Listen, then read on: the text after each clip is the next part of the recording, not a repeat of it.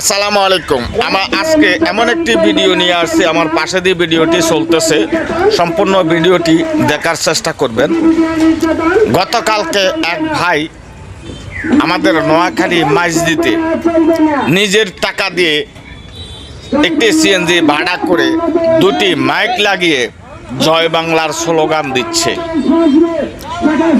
তাহলে এই ধরনের যদি কাজ করতে হয় এবং জয় বাংলার সৈনিক বঙ্গবন্ধুর আদর্শকে ভালোবাসতে হয়, তাহলে বুকে সাহস লাগে।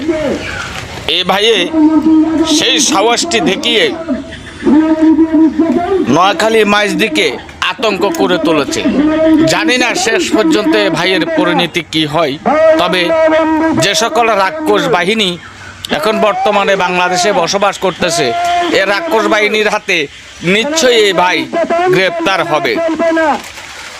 তবে সিলট জানায় ভাই তোমাকে যে এ ধরনের একটি স্লোগান সিএনজিতে দুটি মাইক বেঁধে স্লোগানটি দেওয়ার জন্য অসংখ্য ধন্যবাদ তোমাকে, তোমার পরিবারকে, তোমার গর্ভধারিণীকে, যেই তোমাকে গর্ভে ধারণ করেছে। এভাবে যদি বাংলাদেশের 64 জেলাতে আমরা এক একটা তৃণমূল কর্মী গর্জে ওঠে জয় বাংলার স্লোগান পরিবেশন করে, তাহলে আমাদেরকে ঠেকানোর মতো কেউ থাকবে না। জয় বাংলা, জয় বঙ্গবন্ধু।